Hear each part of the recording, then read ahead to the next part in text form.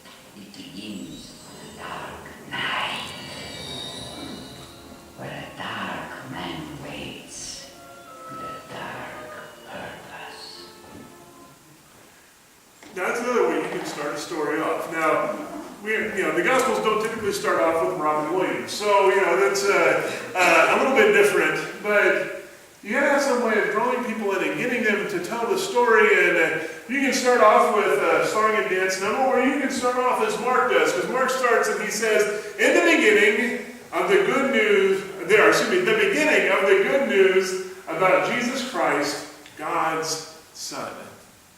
It starts us off by telling us what he's going to do, but the next part isn't that we get introduced to Jesus and all of a sudden the story starts, but the next part is Mark kind of setting the stage for what's coming next, kind of like what we just saw. You don't start immediately by going to the main character. You start by giving folks a reason for why you're going to tell the story to begin with. Why is this so important for us to tell? And so Mark does this, and he tells the story of John the Baptist.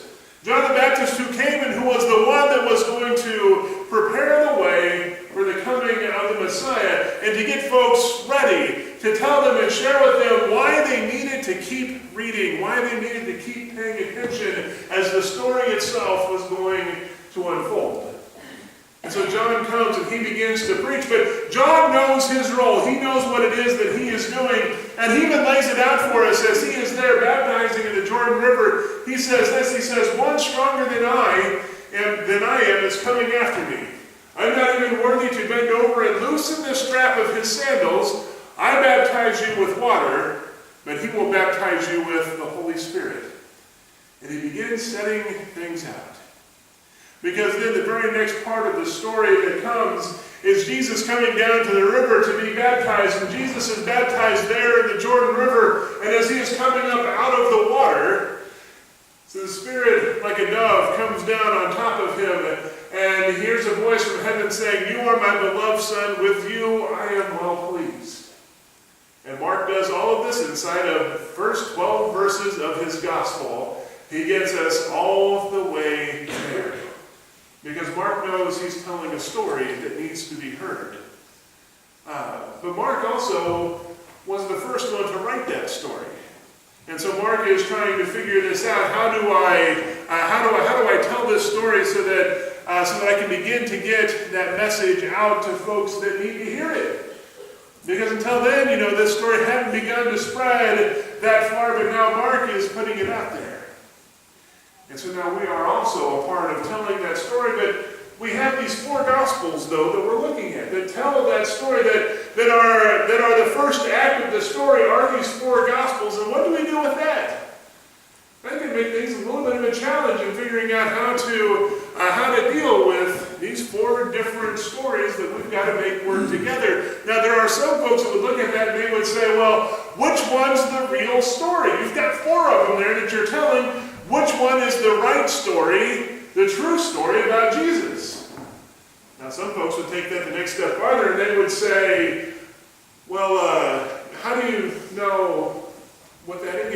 How do you do that? You can't know the right story or the true story about that. And so where do we go with that? How do we continue to tell that story? Because we do have 4 different Gospels to look at. Now, there's something to know about them is that there are some similarities between them. We can kind of go down that direction. Even we can say that there are similarities between these 4. We know that Mark was the first one that was written. And if you look on one of the pages of the handouts that you got for this morning, there's this flow chart in there that looks like it would be the worst traffic circle to get stuck in maybe or something. But there's this flow chart that kind of describes some of this. But we know that Mark was the first one. That he was the first one just to begin getting the story out there. We know that Matthew and Luke used Mark as an outline to begin to tell their stories. And together we call them the Synoptics, the Synoptic Gospels, because they are so very similar to one another. Now we also know that Matthew and Luke have some of their own similarities between the 2 of them. That they share some things in common that aren't in Mark and that aren't in John. We say they're based off of what we call it the Q document, or the Q tradition. It's really a made-up word. Q is short for Quelle, which is the German word for source. And it's made up because we don't actually have that document. We don't have something we can point to that says, well, this is where Matthew and Luke got those things. More than likely, it's either been lost to history, or more than likely it was an oral tradition passed down from one generation of Christians to the next, to the next, to the next, until Matthew and Luke finally wrote those things down. And then there's those things that Matthew and Luke do that are unique just to them. Now, if you notice, we've just talked about 3 of the Gospels right there. There's this 4th one out there. John is out. I don't know if it's something to do with the name John or the weird placement. It's just kind of a strange place, a strange gospel that is very different from the others. It is still good news. It is still a gospel. It is still talking and telling us about who Jesus Christ is. Still tells about his death, his resurrection, about his crucifixion, his death, and his resurrection. But it's very different from the other 3. And so how do we make sense of these 4 different gospels telling a story about Jesus Christ, and how do we know which one is the right one? If someone asks, how do we do that? Well, to answer that, I started thinking to myself, and so I did what any good nerd does, and that was I did a Google search, but not for Gospels or stories about Jesus, but for biographies about Abraham Lincoln. And this was what I came up with. Actually, I should say this is about the first page of search results that I came up with for that. And there are many, many, many more books about Abraham Lincoln, biographies of him that are out there. Now, I did this because it helps to remind us that our lives lives are complex, they're complicated, they're different, they're difficult, and they cannot be contained inside of one book. If I were to write a book about the lives of each one of y'all, it would take more than one book to do that because our lives are different. And we are different people depending on where we are and what's going on in our lives, much less if we were one of the greatest American presidents that we've ever had. There are lots of different books. Now, there are probably some that just aren't right, but they can be disproven fairly easily. But there's a lot of others that just tell the story differently, or follow a different theme, or a different idea, or kind of look at it, take a look at his life from a different vantage point or viewpoint. Doesn't make it wrong, but it just tells the story in a different way because maybe even they're writing to a different audience. An audience that needs to hear that story a little bit differently than the way it is told in other books. And so we tell that story in different ways. And that's just the craziness of Abraham Lincoln. Much less if you have someone who changed the very nature of the world itself, like we do in Jesus Christ. It's going to take more than one story, more than one book, to be able to get a hold of that. And we still tend, even with our 4 Gospels, as good as they are, that just kind of gets us started on this journey of knowing who Jesus is. And so it's completely fine to have 4 different books because each of them is doing something different, something important, and telling that story in a way, following different ideas, different themes, telling it to a different group of people so that the story itself can be heard. And so they begin to tell that story. And we look at that, and we're going to go from Mark's Gospel and kind of the start that he gives us, that quick start, that very much that kind of getting us moving and onto the road. We move to Luke's Gospel because Luke's Gospel does something different. Luke is telling a gospel story about Jesus Christ. But Luke is writing to the Gentiles. He's trying to tell that story to the Gentile people, or maybe we should put this a little bit differently. Luke is trying to tell the gospel story to people who are outside of the church. Sound kind of like something that might be familiar to us today? That's what Luke is doing. Luke is trying to tell that story to people who are outside of the Jewish traditions, the Jewish faith traditions, that maybe haven't heard of who Jesus is yet and don't have any other background. And so he's writing to those folks outside of the church, and he is telling this story in that way. And he starts it off out in the wilderness, when Jesus is out in his adult life, and he is preaching in the countryside. He is around the Sea of Galilee. He is out in that area. In Jesus' adult life, in the Gospel of Luke, Jesus doesn't ever go to Jerusalem until Palm Sunday when he goes in. The rest of the time, he's on that outside. But everything is building closer and closer and closer and closer and drawing him towards the city of Jerusalem. Because once he gets to Jerusalem, that's when things begin to take shape. And that focus is brought down to the city for his crucifixion, his death, and his resurrection, drawing his audience to that point. And then not just drawing him to there, but then to his ascension into heaven. And then we see that Luke does something different. Then he takes the next step.